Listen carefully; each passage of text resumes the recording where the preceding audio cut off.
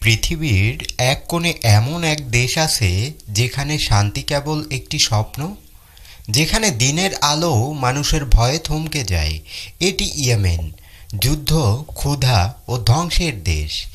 এখানে মানুষের জীবন চলে অনিশ্চয়তার মধ্যে, আর শহরগুলো হয়ে গেছে শুধু ধ্বংসস্তূপের ঠিকানা।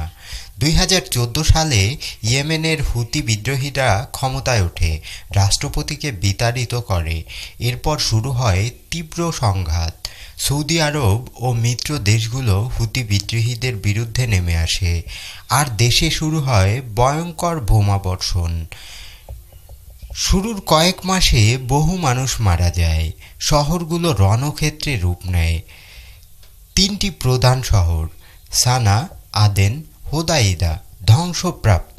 মানুষের ঘরবাড়ি, হাসপাতাল, স্কুল সবই ধ্বংসের মূলে।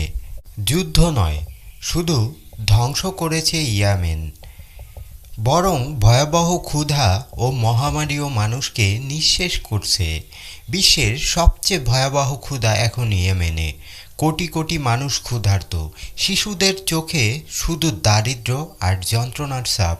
তথ্য বলছে প্রতিদিন হাজার শিশু মারা যাচ্ছে সঠিক খাবারের অভাবে। প্রতিটি মৃত্যু একটি চুপচাপ কান্না, যা কেউ শোনে না। ইয়েমেনের শহরগুলো এখন শুধু মৃতদের ঠিকানা। সকালের আলো পড়ে না ধ্বংসস্তূপের মধ্যে, স্যানিটেশন নেই, পানি দূর, চিকিৎসা ব্যবস্থা ধ্বংসপ্রাপ্ত। মানুষকে প্রতিদিন ঝুঁকির মধ্যে বাঁচতে হয়। কখনো বোমা পড়বে, কখন খাবার শেষ হবে, কখন অসুস্থ হয়ে মারা যাবে, কেউ জানে না। এখানে প্রতিটি শিশু ঝুঁকির মধ্যে। প্রতিদিন হঠাৎ বোমার শব্দে তাদের ঘুম ভেঙে যায়। নারীরা, যারা এখন শুধু খাদ্য ও পানির সংগ্রহের জন্য বের হয়, তারা ভয়ে ভীত। শিশুরা স্কুলে যায় না, কারণ নিরাপত্তা নেই, হাসপাতালে ডাক্তার নেই, ঔষধ নেই। এখানে প্রতিটি মৃত্যু শুধু ব্যক্তিগত নয়, এটি একটি সমগ্র সমাজের যন্ত্রণার অংশ। যুদ্ধের সাথে যোগ হয়েছে কলেরা, ডায়রিয়া এবং অন্যান্য মহামারী। গণস্বাস্থ্য ব্যবস্থা ধ্বংস, হাসপাতাল ধ্বংসপ্রাপ্ত। ছেলেমেয়েরা প্রতিদিন অসুস্থ হয়ে পড়ছে, চিকিৎসা নেই। বিশেষজ্ঞরা বলছেন এই ধ্বংসযজ্ঞ অব্যাহত থাকলে ইয়েমেনের মানুষ 20 বছরের পেছনে যাবে। বিশ্ব সাহায্যের অঙ্গীকার করছে, তবে বাস্তবতায় তা সীমিত।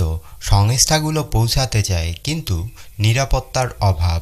ত্রাণ আসলেও যুদ্ধ চলতে থাকায় তা অনেক সময় নির্দিষ্ট এলাকায় পৌঁছায় না। সাংবাদিকরা ঝুঁকি নিয়ে ঢুকছেন, কিন্তু সকল ঘটনা ধরা পড়ে না। ইয়েমেনে এখন মানব ইতিহাসের একটি অন্ধকার অধ্যায়।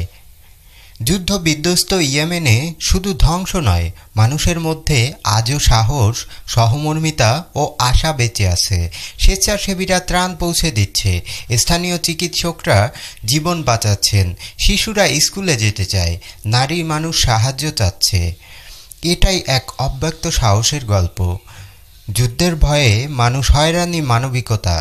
ইয়েমেন শুধু যুদ্ধের নয়, মানবতার পরীক্ষার স্থান। পৃথিবী যা আগে কখনো দেখেনি সেই ভয়াবহ বাস্তবতা এখানে।